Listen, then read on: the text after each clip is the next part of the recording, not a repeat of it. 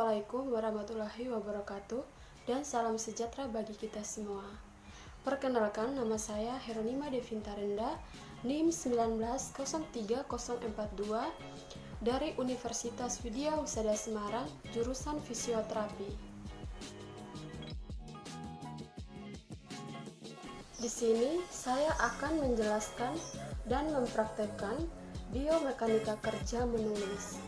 Sebelum saya mulai mempraktekkan, saya akan menjelaskan terlebih dahulu pengertian dari biomekanika kerja.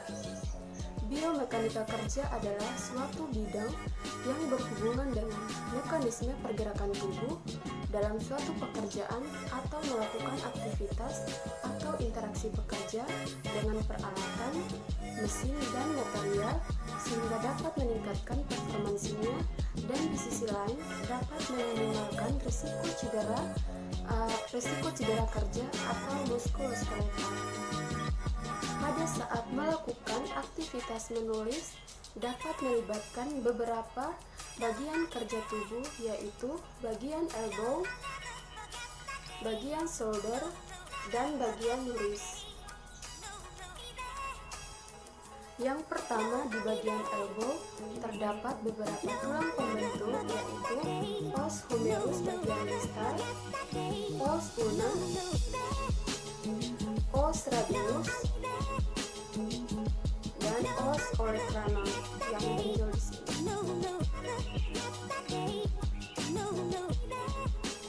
Dan sendi yang ada di elbow terdiri dari humero-ulnar joint, yaitu pertemuan antara os humerus dan os ulna. Kemudian ada humero-radial joint, pertemuan antara os humerus dan os radius. Dan yang ketiga ada proximal radial ulnar joint, yaitu pertemuan antara os radius dan os ulna di bagian proximal.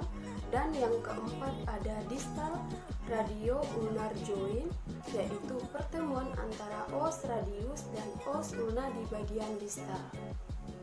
Kemudian otot yang ada di elbow dibagi menjadi 3 bagian, yaitu flexor, extensor, dan pronator. Pada bagian flexor terdiri dari 3 bagian otot, yaitu otot brachialis, otot bicep brachii, dan otot brachioradialis. Pada extensor terdiri dari 2 otot, yaitu triceps brachii dan anconeus. Pada bagian pronator terdiri dari beberapa otot, yaitu pronator teres dan pronator quadratus. Kemudian yang kedua yaitu shoulder. Pada bagian shoulder terdiri dari beberapa tulang pembentuk, yaitu os scapula, os clavicula, dan os humerus. Dan sendi yang ada di shoulder terdiri dari glenohumeral joint, acromioclavicular joint, scapulotoracal joint, dan sternoclavicular joint.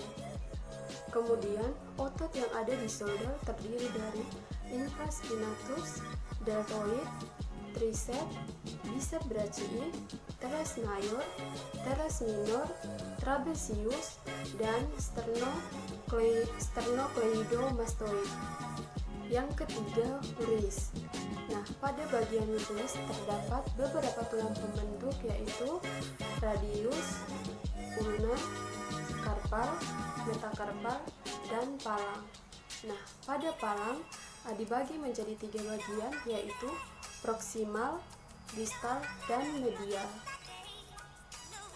Dan sendi yang ada di wrist dibagi menjadi beberapa bagian, yaitu distal interpalang joint, proximal interpalang joint, metacarpophalangeal joint, carpometacarpal joint, intercarpal joint, radiocarpal joint, dan distal radio-ulnar joint.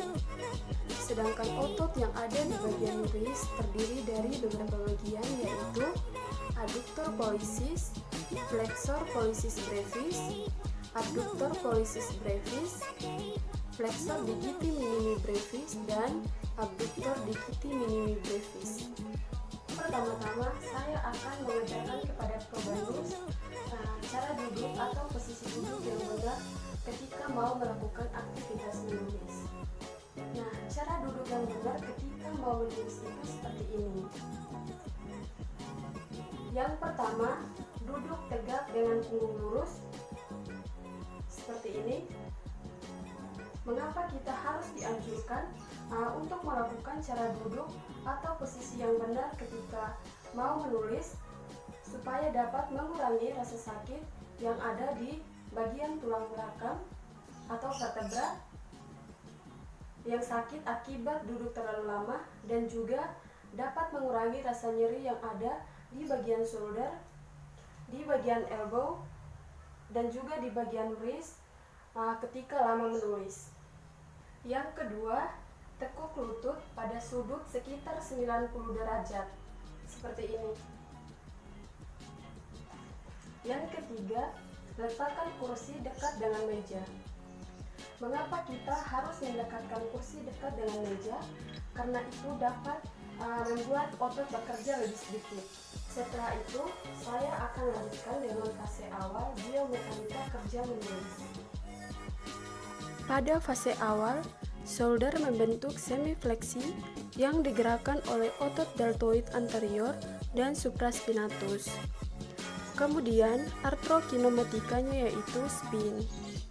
Kemudian, di bagian elbow membentuk gerakan semifleksi yang digerakkan oleh otot brachialis, bicep brachii, dan brachioradialis. Sedangkan artrokinematikanya yaitu slide kedistal anterior 45 derajat. Pada fase puncak, palang 1 oposisi terhadap palang 2 yang digerakkan oleh otot opponens pollicis, sedangkan palang 3, 4, dan 5 melakukan gerakan fleksi finger yang digerakkan oleh otot flexor digitorum superficial, flexor digitorum profundus, lumbrical, flexor digiti minimi brevis. Lalu, melakukan gerakan semisupinasi yang digerakkan oleh otot supinator dan bicep brachii, dan artrokinematikanya adalah sliding ke ventral. Kemudian yang terakhir, fase akhir. Nah, pada fase akhir terjadi gerakan ekstensi finger yang digerakkan oleh otot extensor digitorum, extensor digiti minimi, extensor interosei, dan lumbrical. Dan terjadi juga gerakan pronasi yang digerakkan oleh otot pronator teres dan pronator quadratus. Dan artrokinematikanya yaitu translasi radius terhadap ulna searah. Demikian yang bisa saya sampaikan. Apabila ada kesalahan dalam penyampaian materi di video tersebut, saya mohon maaf. Semoga bermanfaat dan terima kasih.